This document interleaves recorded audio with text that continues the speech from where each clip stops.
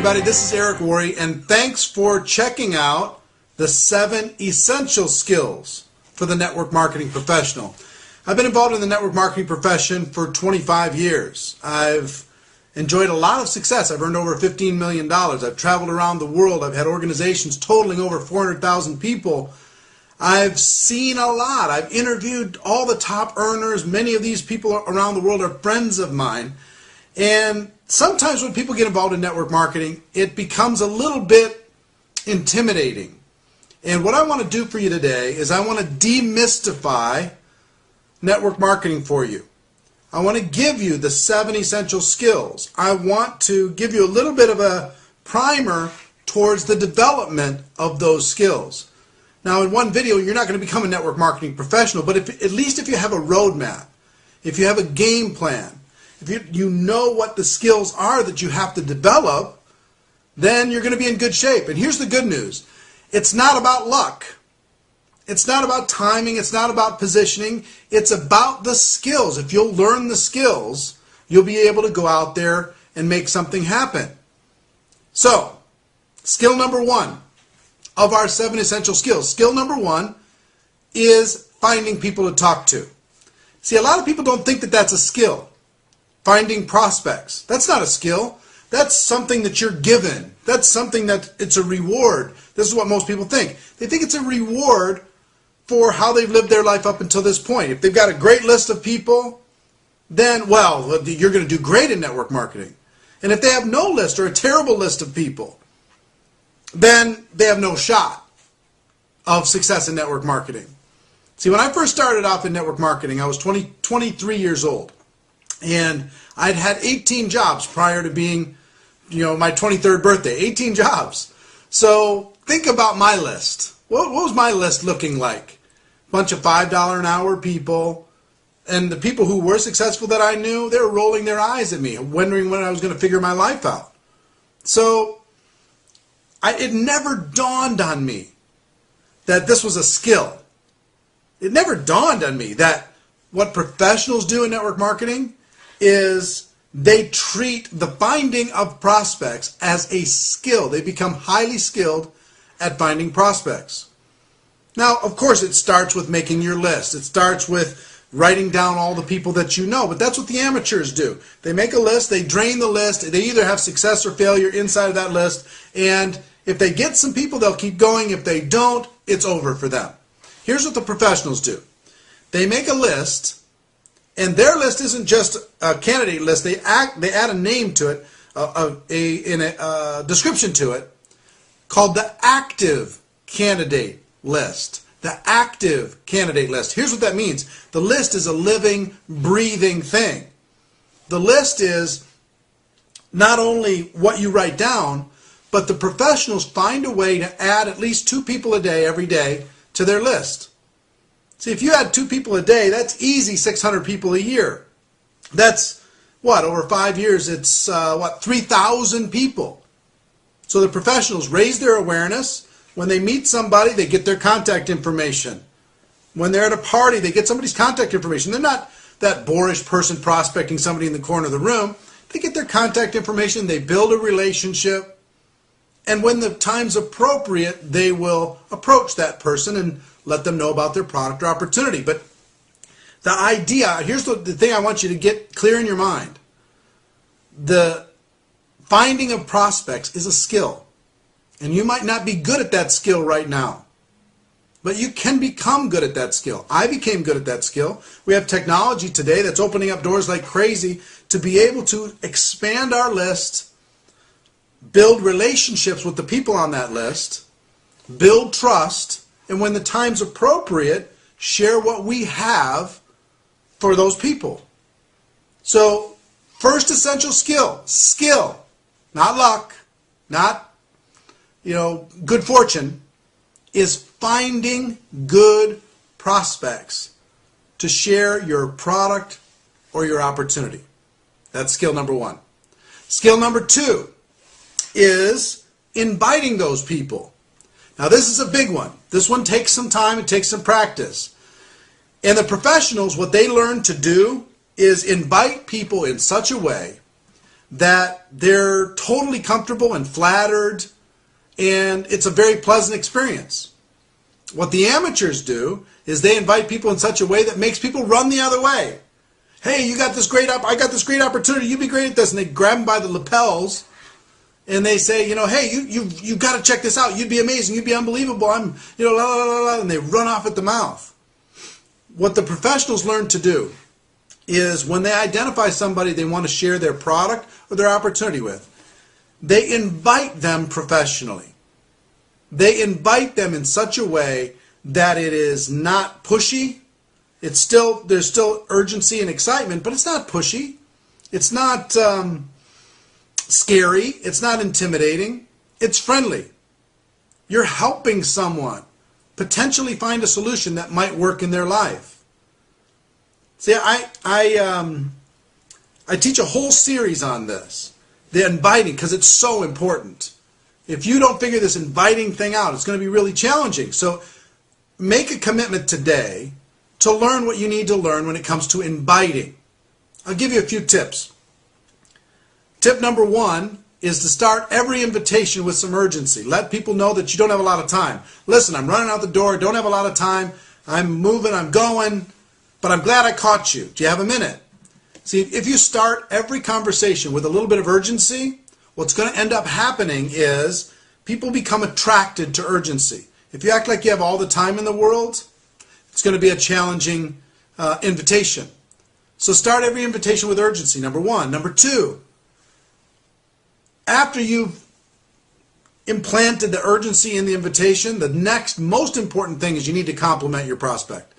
Find something to compliment them about. Let them know, hey, listen, you're one of the sharpest people I know. That's why I'm calling you. I've always respected this about you, or I always admired that about you, or you always treated me so nice, or you always got a big smile on your face, or whatever it is. Something that's sincere, and it must be sincere. Don't do it if it's not sincere. And if you can't find something to compliment somebody about, maybe they're not a great prospect, okay? But compliment is step number 2.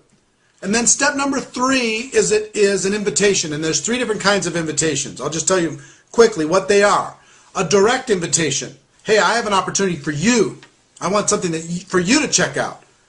When you told me you were sick of your job, were you serious? You just kidding around? Oh, you're serious? All right, I've got an opportunity for you.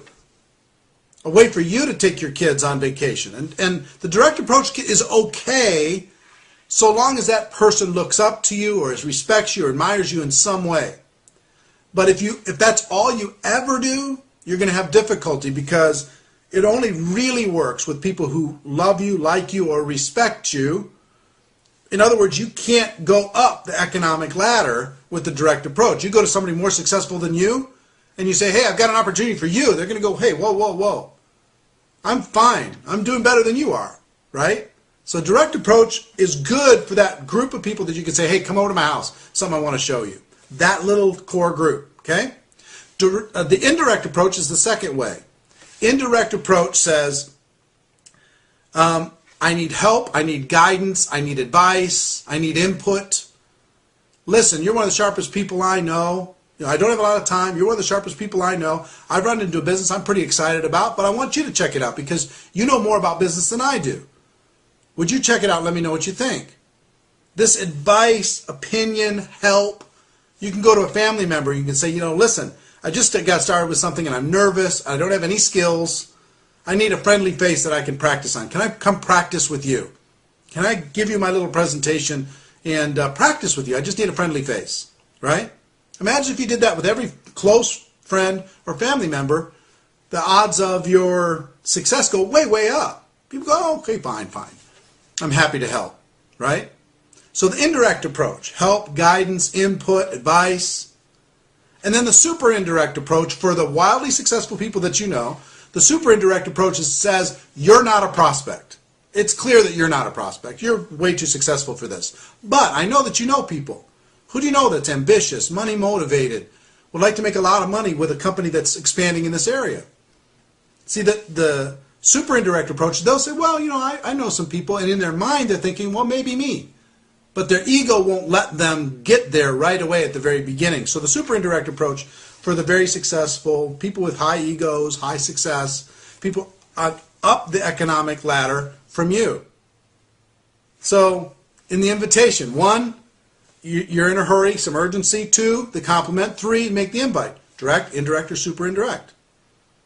Number 4, I've learned that there are 2 things you're inviting people to. You're inviting people to an event of some sort, one-on-one, small group, big event, company event, local event, right? Some type of an event, or a tool, some sort of tool. There's an online video I want you to see. There's a CD I want you to check out or listen to. There's a DVD I have a magazine, something. And third party is so much better than any other form of invitation. Now, an event is always going to be more powerful when it comes to the number of people who join after they attend. But for the brand new person, it's much more difficult to get a person to attend. The typical brand new person will invite 20 people to an event, 2 will show up, they'll be suicidal, and they won't know where to go. So my recommendation, and what I've seen the professionals focus on, is a tool as a first exposure. So instead of an event, a tool. Being able to go to a person and say, look, I have this DVD. It explains it all better than I could. If I gave you this DVD, would you watch it? And wait for the answer. Simple as that. I've got this magazine. I've got this person I want to introduce you to. If I set up a little 3-way phone conversation, would you talk with them? Just if I would you is all you do. If I would you, and then you confirm that after they say yes, and they will. If you've started with urgency and you compliment them and you do a professional invitation, then you do if I would you, you're going to have good success in getting somebody to take a look. Okay? There's more to it than that, but at least understand the fundamental skill of inviting is crucial. You have to focus on becoming world class at that skill before you go anyplace else. Learn that skill. So number 1, finding people to talk to. Number 2, inviting. Number 3 is presenting your product or your opportunity to somebody else. Now the best way to present is for you not to be the expert. Most people get involved in our profession. They decide, well, I've got to learn everything. I've got to know everything. I have to be the expert. No, we don't want you to be the expert. We want you to be introducing your prospect to somebody at an event. We want you to be pointing to a magazine and letting them take a look for themselves. We want you to be reading something or introducing something, playing a video, having them listen to an audio, having them go to a website and the presentation is done for you. Keep it so it duplicates, so anybody could do it. So the presenting is a skill for you, learning how to guide somebody. Well, my good friend Jim Faubert says, point, guide, and direct. Point, guide, and direct. That's your job when it comes to inviting and presenting. Pointing, guiding, and directing. You stay out of the way. So presenting is skill number 3 that you have to develop inside of this profession. Skill number 4 is follow-up. A lot of people get to the presentation and then they just let it die. And the only purpose for any presentation is to schedule the next presentation. The next presentation. Here's something that might interest you. It takes between 4 and 6 exposures for the average person to decide to get involved in network marketing. Between 4 and 6. It's not 1. It's between 4 and 6. So they might try the product and then watch a DVD and then go to a website and then attend a meeting and then they join. Or any combination of those things. But 4 to 6 on average. So follow-up is all about setting up that next exposure. Learning how to answer the basic questions that you're going to get. Learning how to overcome the basic objections that are going to happen during this process. Understanding, we're trying to help blind people see. We're trying to help ignorant people understand what it is that we do. That's going to take a little bit of time, a little distracting them from their daily lives and this model that they've been plugged into for their whole lives. So follow-up is about guiding people through 4 to 6 exposures on average before they make a decision. That's skill number 4. Skill number 5 is how to close. How to help a person become a customer or become a distributor. How to guide them through the process. There's a number of things that you need to understand in this. It's a psychological process. But I've used a basic 4-question close at the end of all of my exposures for 20 years. And I'll give it to you right now. So let's say, imagine that you've just finished watching a DVD and I was sitting next to you. And at the end of that, I say, on a scale of 1 to 10, 1 being you have zero interest, 10, you're ready to get started right now, where are you? Typically, a person's going to say 5, 6, 7, something like that. And I'm going to say, well, look, I'm going to do one of two things when they give me that answer. One is if I feel like they're pretty excited about what I have to offer, I'm going to go into the 4 questions. If I don't feel like that, let's say they say I'm a 4. I say, well, what can we do to help you get to a 5? I need to know more about the product, or I want to go check out the company. I got to talk to my spouse, whatever. And then you set up the next exposure, okay? But if you feel like they're pretty excited, or they're at least curious, you can go ask these 4 questions. Question number 1. So, based upon what you just saw, if you were to get started with this business on a part-time basis, about how much would you need to earn per month in order to make it worth your time? If you were to get started part-time, about how much would you need to earn per month in order to make this worth your time? And I wait for the answer. And you give me your answer right now, okay? Question number 2. So, about how many hours a week do you think you could realistically commit to developing that type of income? And then they give me their answer. All right, fantastic. Question number 3. About how many months would you be willing to work those hours, those weekly hours, while you were developing the income that you're looking for? And they'll give you the answer. Typically 3 months, 6 months, 9 months, a year, something like that. Okay? And then question number 4 is I just put it all together. So if I could show you how to make the income that you're looking for in the hours that you're willing to commit per week, over the course of the months that you're willing to commit to developing this income, would you be ready to get started? And all you're doing is you're repeating back to them exactly what they're looking for. And then all you do is you pull out a little piece of paper, show them the compensation plan, show them how they can get to the income that they're looking for in the hours and the months that they already said that they were willing to commit. It's the easiest thing in the world.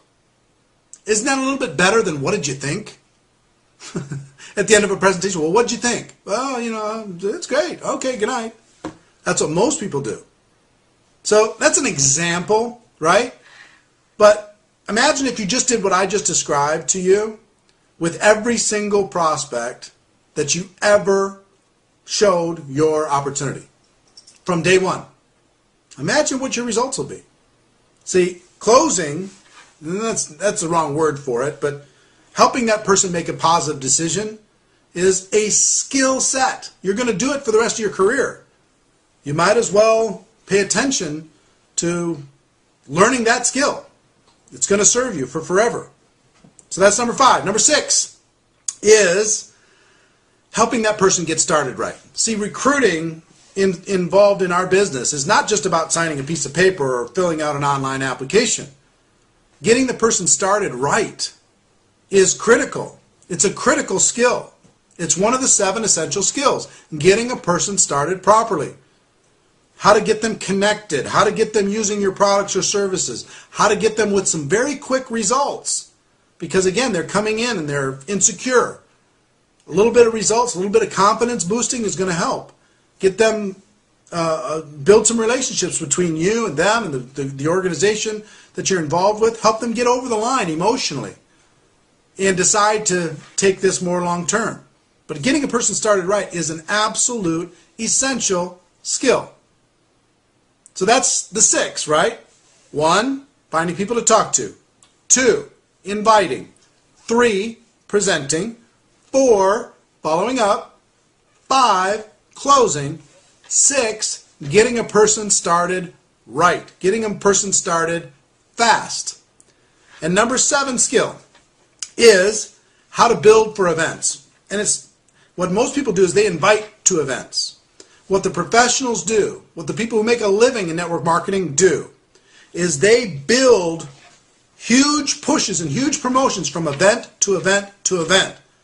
They learn the skill of getting people to attend events, getting butts in seats, getting people to see the bigger opportunity, see an event does what you can't do. They might argue with you, but they're not going to argue with the event. There's so much social proof. There's so much belief building. There's so much trust building. There's so much education. There's so much enthusiasm. So many examples of other people succeeding. Getting people to attend events is vital. It is crucial. And it's a skill set. It's not something that just somebody figured out how to do. I had to develop the skill of getting people to attend events. And I found when I did that, it made everything else easy. Until I did that, everything else was hard. So, I hope this demystified it a little bit for you. If you understand, okay, there's just 7. What does it take to be a doctor? How many skills to be a doctor? How much knowledge? How much book learning? How much practice? How much internships? How much money? All of this massive barrier of entry to becoming a medical doctor. To becoming a world-class network marketing professional, there are 7 skills. And are any one of these 7 hard for you to develop? Are any of the 7 out of your reach? They're not. You can get there. I promise you. And when you get there, here's the great thing. The thing that I like more than anything else is I know these 7 skills. And I'm sure there's 7 skills in many other professions, but there's no cap to the amount of money that you can make with these 7 skills in network marketing. There's no cap. You get to make as much as you want, as you can imagine. The company will celebrate the fact of writing you $1 million check in a year. That's happened to me. I've gotten over $1 million in a year. The biggest month I ever had was $145,000 in commissions in 1 month. Think about that. On these 7 skills. Pretty powerful. Pretty amazing. So I hope you got value for this. And I do want to give you one other thing. Is there's an event coming up. An event I do once a year called Go Pro Recruiting Mastery. It's in Las Vegas. It's November 30th through December 2nd. It is 2.5 days focused on these 7 skills.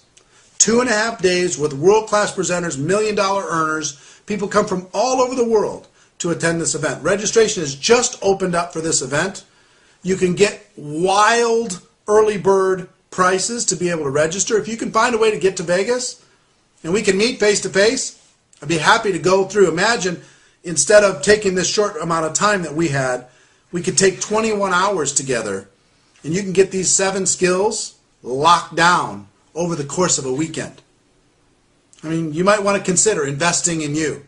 If you want to find out more about that, you're welcome to do so. You just click on the link below. That'll give you more information about the Go Pro Recruiting Mastery. It's going to sell out quickly, so I'd recommend that you act fast. If you can, clear your calendar for that weekend. Come in on Thursday night, you leave on Sunday afternoon, and hang out with us. It'll be a lot of fun.